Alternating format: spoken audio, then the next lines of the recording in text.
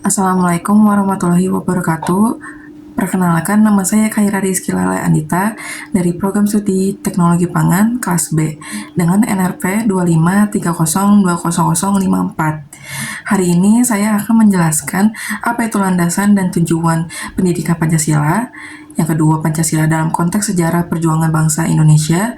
Yang ketiga, Pancasila sebagai dasar negara. Yang keempat, Pancasila sebagai sistem filsafat. Dan yang kelima, itu Pancasila sebagai sistem etika. Pancasila lahir dari perjalanan panjang dan berliku dalam sejarah bangsa Indonesia. Jauh sebelum istilah Pancasila sendiri ditemukan, nilai-nilai yang kelak membentuk dasar negara itu telah tumbuh dan hidup dalam denyut nadi masyarakat Nusantara sejak masa kerajaan-kerajaan kuno. Di tengah kehidupan agrasi yang menghormati alam, masyarakat memelihara keyakinan kuat tentang hubungan manusia dengan Sang Pencipta. Kerajaan-kerajaan seperti Sriwijaya, Majapahit, dan berbagai kerajaan daerah lain menunjukkan bagaimana nilai ketuhanan, kemanusiaan, serta persatuan terjalin dalam praktik kehidupan sehari-hari. Gotong royong, musyawarah dalam balai desa, hingga rasa keadilan dalam adat setempat telah lama menjadi bagian dari cara masyarakat Nusantara memahami dunia. Ketika penjajah datang dan memecah belah negeri, nilai-nilai itu bukan melemah, melainkan justru bertambah kokoh. Kesadaran kolektif bahwa bangsa Indonesia harus bersatu melalui suku, bangsa, dan agama menjadi dasar yang mengikat perjuangan panjang menuju kemerdekaan. Memasuki abad ke-20, gerakan kebangsaan Indonesia tumbuh dengan kecerdasan intelektual dan semangat persatuan yang semakin matang.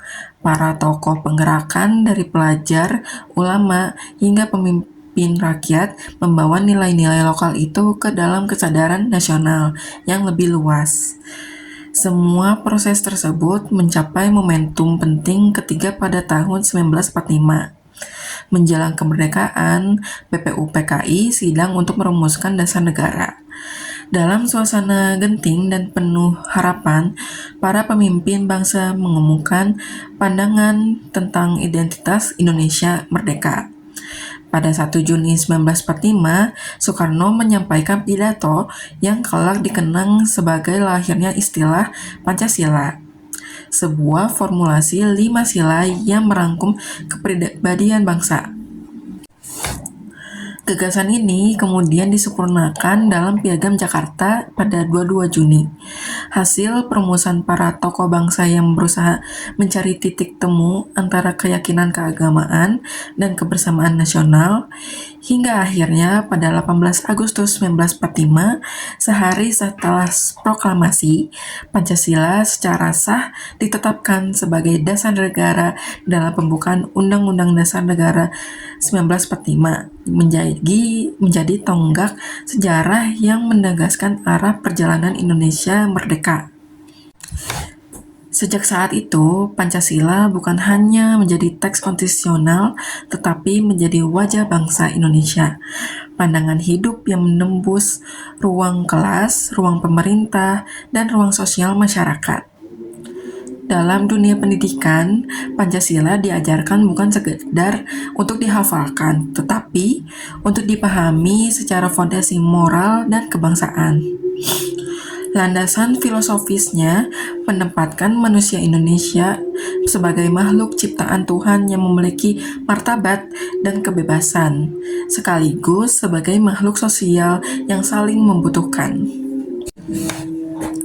Landasan yudritisnya memastikan bahwa Pancasila adalah sumber dari segala hukum, yang berarti seluruh kebijakan, peraturan, hingga berlaku pemerintah harus kembali pada nilai-nilai yang dikandungnya. Sementara itu, landasan sosiologisnya menjelaskan bahwa Pancasila tumbuh dari budaya bangsa sendiri, sehingga pengajarannya bertujuan membentuk warga negara yang mampu menghadapi dinamika zaman dengan karakter yang kuat dan jati diri yang kokoh. Selanjutnya, Pancasila sebagai sistem filsafat. Pancasila sebagai sistem filsafat memberikan arah bagaimana bangsa Indonesia mencari dan memaknai kebenaran, bukan dengan kekerasan atau paksaan, tetapi dengan musyawarah yang menjunjung tinggi martabat manusia.